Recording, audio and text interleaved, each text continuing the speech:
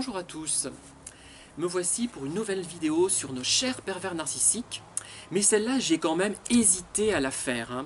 Je me lance quand même, je verrai si je la garde, et si je l'ai gardée, bah vous me verrez.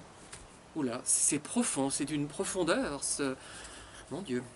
Alors, je voulais vous exposer une situation, je ne sais pas si elle en vaut la peine, comme je vous l'ai dit à l'instant, mais elle me travaille quand même et je la trouve émoustillante. Tiens, je suis émoustillé comme le sont nos chers pervers narcissiques qui ne comprennent pas autre chose, qui n'aiment pas, mais qui sont simplement émoustillés le plus souvent.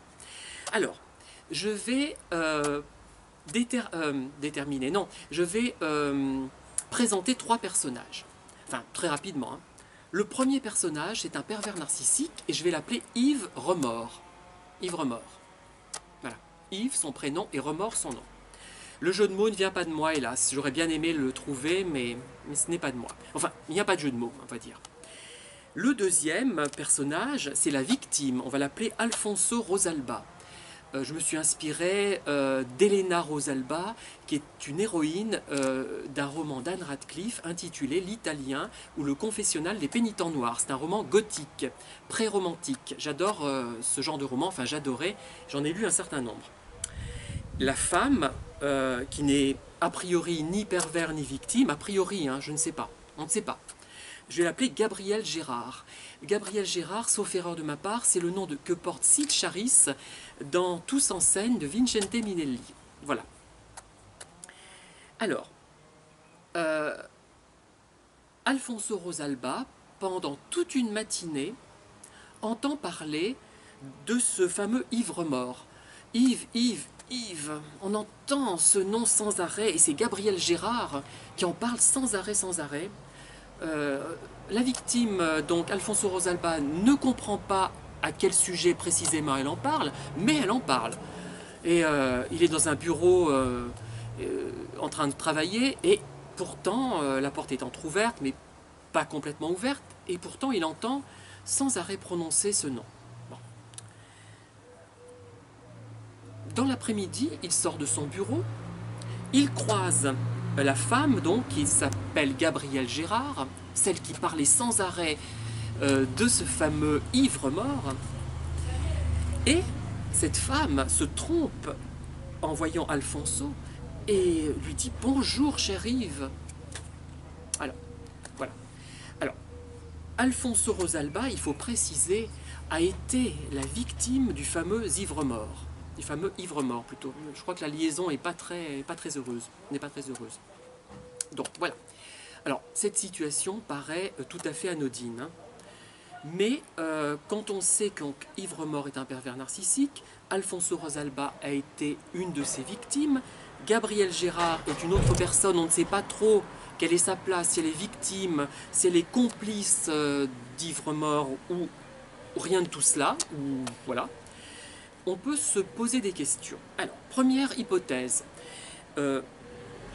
Gabrielle Gérard a confondu Yves et Alfonso parce qu'ils se ressemblent moralement et peut-être un peu physiquement. Ils ont peut-être quelque chose en commun.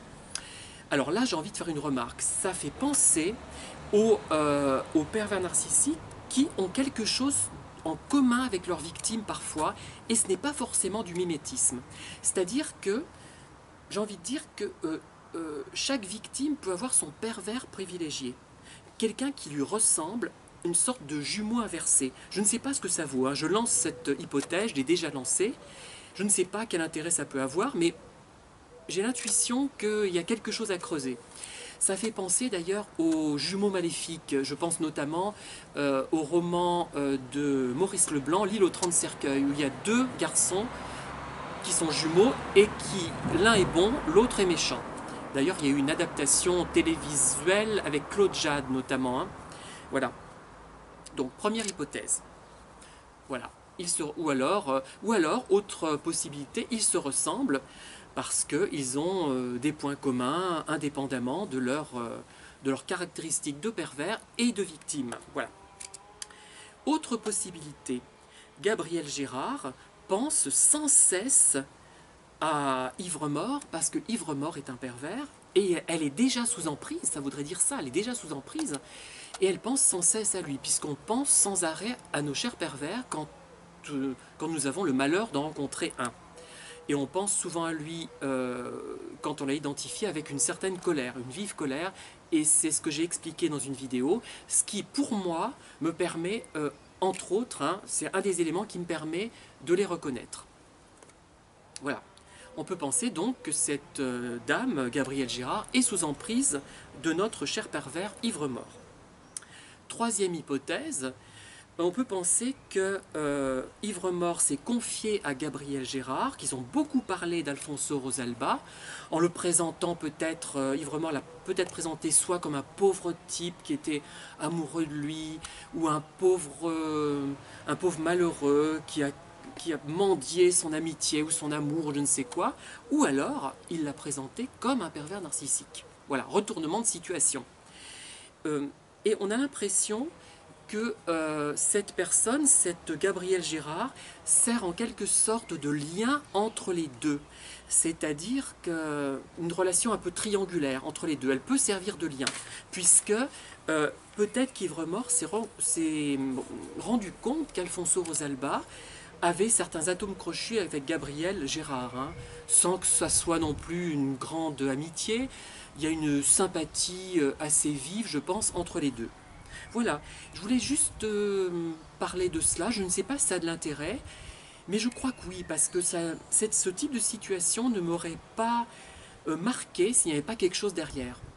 On se dit, mais c'est idiot, qu'est-ce que je vais raconter, qu'est-ce que je raconte devant la caméra là, c'est ridicule, ça n'a pas de sens, il n'y a rien dans cette situation. Il y a juste quelqu'un, Gabrielle Gérard, qui confond Alfonso Rosalba et Ivre-Mort. Ivre-Mort, pervers narcissique, Alfonso Rosalba, victime de ce pervers-là. Vous voyez, bon, j'en ai peut-être fait toute une montagne, mais je trouve que... je ne sais pas.